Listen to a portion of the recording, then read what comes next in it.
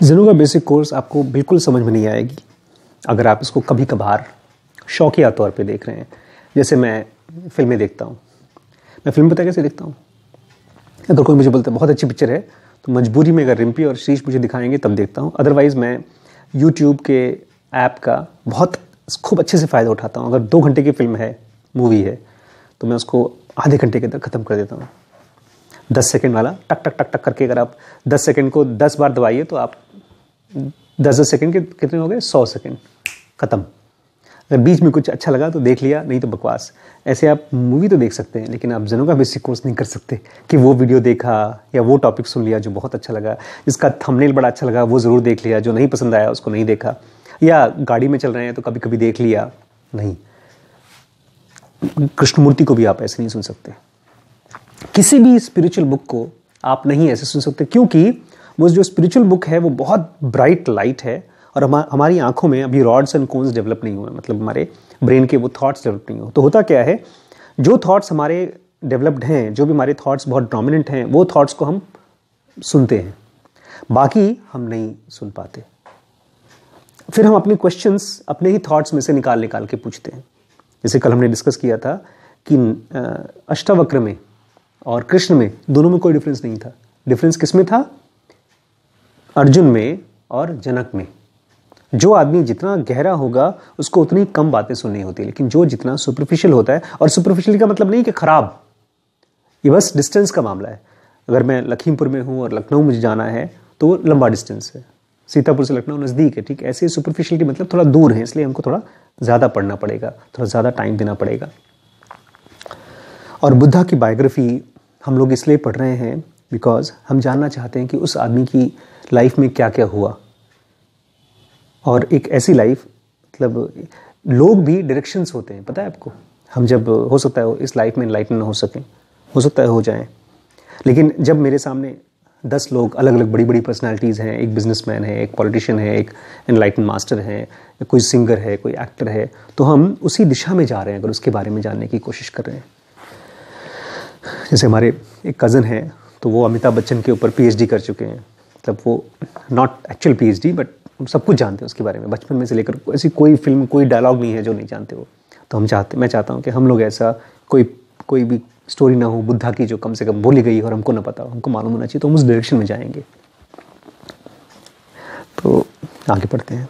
It was full moon day, full moon का दिन था।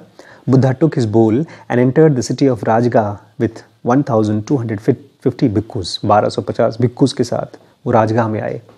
जितने बच्चे डॉन बॉस्को में होंगे तकरीबन उतने बच्चे, उससे थोड़ा कम। दे वॉक्ड साइलेंटली एंड स्लो, काम स्टेप्स, धीमे धीमे चल रहे थे। The streets of capital were decorated with lanterns and fresh flowers. उनको बुलाया गया था ना, राजगाह में खाने के लिए बुलाया गया था, राजा ने बुलाया था, तो वहाँ पर खूबसूरत लैंटर्न्स लगाए गए थे और फ्लावर्स लगाए गए थे। Crowds flanked both sides of the street to welcome the Buddha and his sangha. दोनों तरफ लोगों ने घर में, यानी मेला देखने के लिए लोग आते हैं, ऐसे लोग देखने के लिए इकट्ठे हो गए। When bhikkhus came to the main crossroads, the crowd was so thick that it was impossible for the Buddha and his bhikkhus to proceed. एकदम भीड़ हो गई थी, लोग बुद्धा के चलने के लिए जगह नहीं बची थी। उर्विला Kashyap was wondering what to do. अब समझ में नहीं आ रहा आगे चलें कैसे, इतनी ज़्यादा भीड़ इकट्ठी हो गई है। When a handsome young fellow appeared, तभी वहाँ पर एक हैंडसम यंग आदमी आया, singing and playing 16 string sitar. उसके पास एक खूबसूरत सितार था, उसको बजाना शुरू कर दिया। His voice resonated like a clear bell. उसकी आवाज़ एकदम बेल की तरह बज रही थी। As walked through the crowd singing, वो गाना गाते गाते क्राउड में चला। People moved to side to let him pass. लोगों ने उसको, गाने वाले को सुनने के लिए उसको थोड़ा सा साइड जगह दे दी। There was now the path for Buddha and his bhikkhus to continue walking. तो वो आदमी बुद्धा के लिए एक तरह से रास्ता बनाते हुए जाने लगा।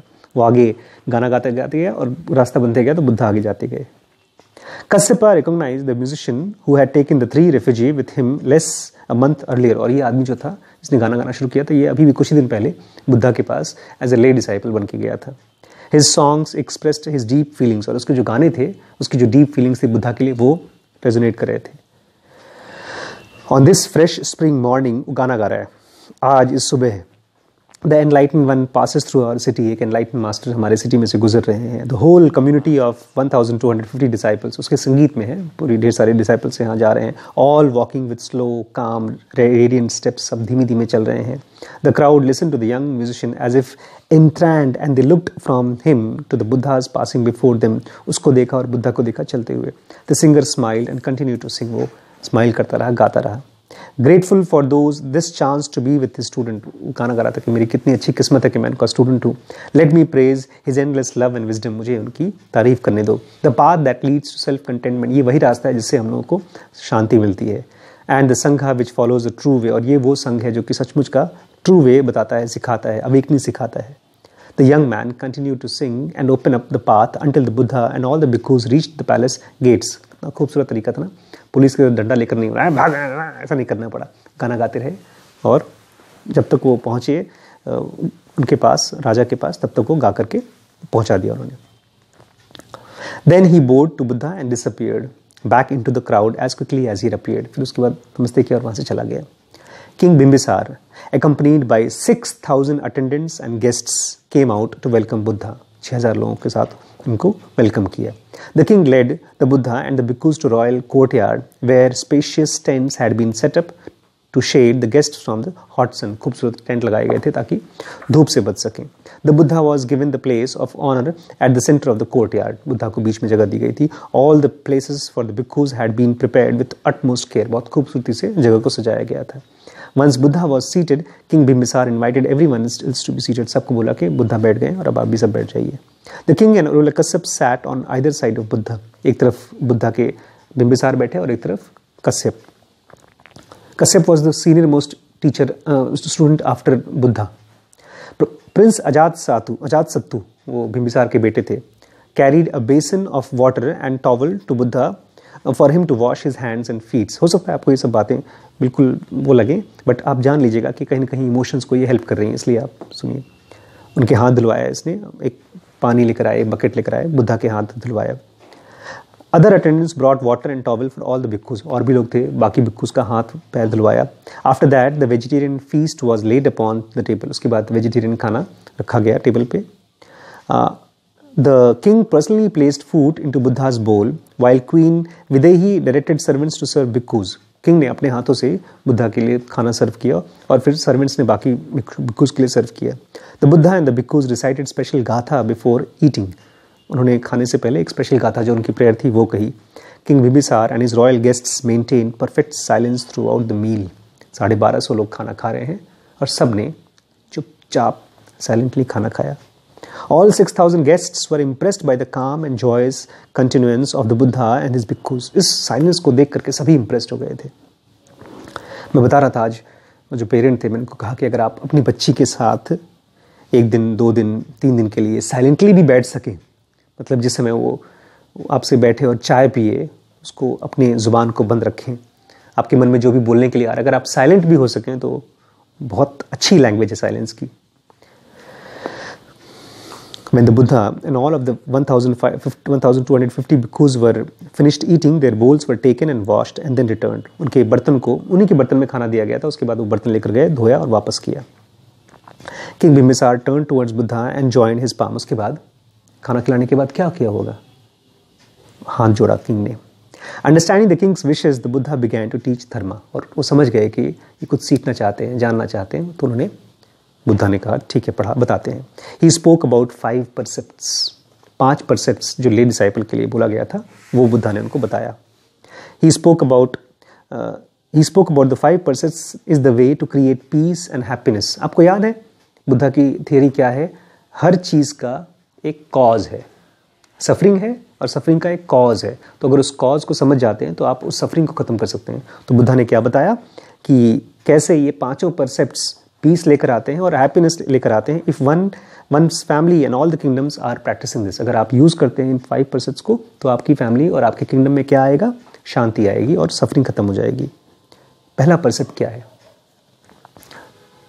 5 रूल्स बताए थे उन्होंने फैमिलीज के लिए. First precept is do not kill. किसी को मारिए मत.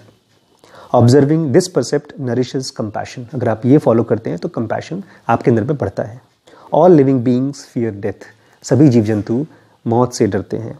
As we cherish our lives, we should cherish lives of all other beings. जैसे हम अपनी ज़िंदगी को पसंद करते हैं, ऐसे बाकियों की ज़िंदगी को पसंद करना चाहिए हमको। Not only should we refrain from taking human lives, we should also strive to avoid killing other lives of their species, other species. खाली आदमियों को मारने की बात नहीं कर रहे हैं, बाकी भी जीव जंतु को खाने के लिए नहीं मारना चाहिए। We must live in harmony with people, animal and plants. जानवरों के साथ, पेड़ों के साथ और लोगों के साथ हमको प्यार से रहना चाहिए।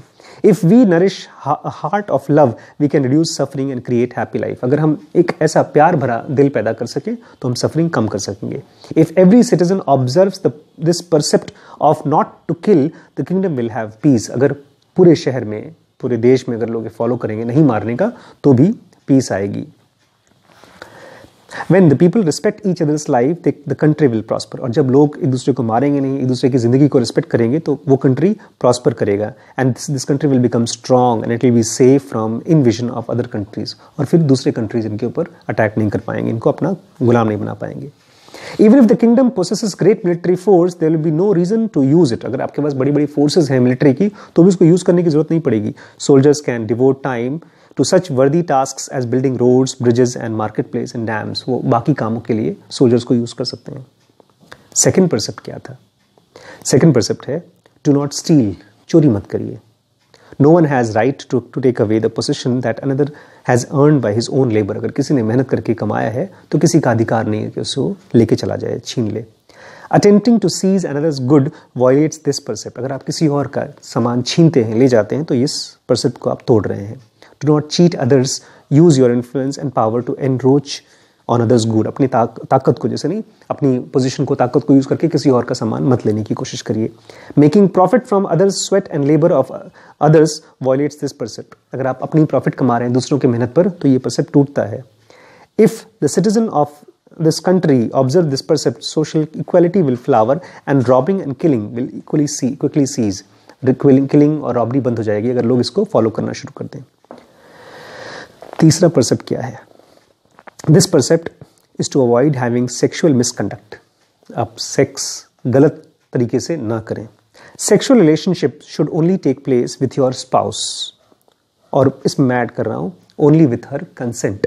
आपके हस्बैंड हो या वाइफ हो, उनके साथ, खाली उन्हीं के साथ आप सेक्स करें और जब मर्जी के साथ ही सेक्स करें। Observing this precept builds trust and happiness in the family. इसको अगर आप फॉलो करेंगे तो फैमिली में ट्रस्ट बिल्डअप होता है। And prevents unnecessary suffering for others. और परिवार में जब ट्रस्ट होता है तो उसकी सफरिंग नहीं होती। If you want happiness and the time and will to help your country and people, abstain from having several concubines. Concubines का मतलब होता है, याद है कॉन्कुबाइंस कहाँ सुना हमने? एक डायलॉग में था, मैंने पहली बार वहीं सुना था। शतरंज के खिलाड़ी मूवी थी, श्याम बेनेगल नहीं उन्होंने बनाई थी, सत्यजीत रे ने। तो उसमें बोलते हैं कि वो जो राजा थे जिनका राजपाट अंग्रेज़ों ने छीन लिया था, बहादुर शाह जफ़र ऐसा कोई थे जो वहाँ पे, तो उनकी 500 कॉन्कुबाइंस थी, रखेल एक तरह से। तो बोलते हैं अगर आपके पास कॉन्कुबाइंस रहेंगी, एक्स्ट्रा मैरिटल अफेयर्स होंगे, तो आपके घर में शांति नहीं आएगी। इसलिए ये थर्ड परसेप्ट है कि आप गलत तरीके से रिलेशनशिप ना बनाएं। The fourth precept is to do not lie. और चौथा परसेप्ट है कि झूठ ना बोलें। To not speak words that can create division and hatred. ऐसे शब्द मत बोलिए जिसमें कि डिविजन होगा और हेट्रेड होगा। Your words should be accord with truth. आपके जो शब्द हैं वो ट्रूथ के साथ मैच करने चाहिए। Your words yes should mean yes, no means should be no. अगर आप yes बोलते हैं उसका हाँ होना चाहिए, ना का मतलब ना होना चाहिए। Words have the power to create trust and happiness, or they can create misunderstanding and hatred. शब्दों से ही आप ट्रस्ट डेवलप कर सकते हैं, खुशी डेवलप कर सकते हैं, या आप हेट्रेड और मिसअंडरस्टैंडिंग डेवलप कर सकते हैं। इवन लीड टू मर्डर और वॉर। शब्दों से ही, झूठ बोल करके आप लड़ाइयाँ करवा सकते हैं, मर्डर करवा सकते हैं। Please use words with the greatest care. शब्दों को बहुत बहुत ध्यान से यूज़ करिएगा। पांचवा परसेप्ट जो लास्ट परसेप्ट है लेमैन के लिए था, the fifth precept is do not drink alcohol और यूज अदर इंटॉक्सिकेंट। किसी भी तरह का नशीला पदार्थ मत यूज करिए। Alcohol and intoxicant robs the mind of clarity. इसकी वजह से आपके माइंड की जो क्लैरिटी है खत्म हो जाती है। When someone is intoxicated he can use cause untold suffering to himself, his family and others. अगर आप नशे में होते हैं तो अपने लिए, अपने परिवार के लिए, बाकियों के लिए सफरिंग पैदा करते हैं। Observing this precept is to preserve health for body and the mind. अगर आप इसको फॉलो करते हैं तो आपके शरीर और मन के लिए हेल्थ मिलेगा। This precept should be observed at all time. और इसको हमेशा हमेशा ऑब्जर्व करना चाहिए। If your majesty and all his high-ranking officials study and observe these 5 precepts, the kingdom will have great benefits. बहुत फ़ायदा होगा. Your majesty, the king stands at the realm of this country. एक राजा इस पूरी country में सबसे ऊपर रहता है. He must live with awareness. उसको अवेयरनेस के साथ जीना चाहिए. And know all that is happening in his kingdom eight all time. उसको पता होना चाहिए कि उसके किंगडम में हमेशा क्या हो रहा है.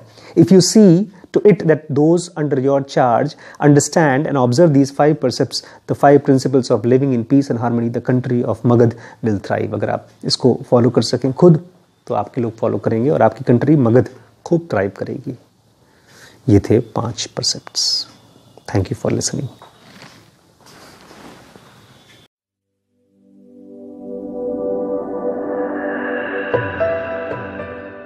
दोस्तों, हम लोग एक डीप नॉलेज स्टडी सेंटर बना रहे हैं जहाँ पर हम बच्चों को पढ़ा सकें, जहाँ पर आप आकर के हमारे साथ मिल सकें, रह सकें, और एक प्रॉपर स्कूल भी हम खोलना चाहते हैं. काफ़ी बड़ा प्रोजेक्ट है, लेकिन आपके सपोर्ट के साथ ये पॉसिबल हो पाएगा. हम आपको अपील करेंगे कि अगर आप चाहते हैं, मैं तो चाहता हूँ कि मेरे बच्चे के लिए एक ऐसा स्कूल दुनिया में रहे मेरे मरने के बाद, मेरे बच्चे के लिए और उसके बच्चों के लिए, हम सब के बच्चों के लिए. और कोई करेगा नहीं. मेरे हिसाब से हम किसकी मुंह देखें, सब अपने काम में बिजी हैं. तो हम सब, मैं भी अपनी मेडिकल जॉब करता हूँ, शाम को जब घर पे आता हूँ तो अपने टाइम को लगाता हूँ, और मैंने अपने काम में से कुछ न कुछ पैसे निकाल करके मैं बचा के रखता हूँ. तो मैं आपसे रिक्वेस्ट करूँगा, जो लोग भी इस तरह के सपने में, इस तरह के एम्बिशन में, इस तरह के काम में अपने आप को इन्वॉल्व करना चाहते हैं, तो कुछ महीने का केवल 1%, 2%, 7%, 10%, जो भी आपको ठीक लगता है उसको निकाल करके इस काम के लिए बचा कर रखिए. और हम लोग का हो सकता है अगले 10-15 साल में ही, या हो सकता है उससे जल्दी, वो स्कूल खोलना जिसमें कि बच्चों को हम बचपन से ही एक ज़िंदगी बना सकें. ऐसा स्कूल खोलने का हमारा सपना सच हो जाएगा. Thank you.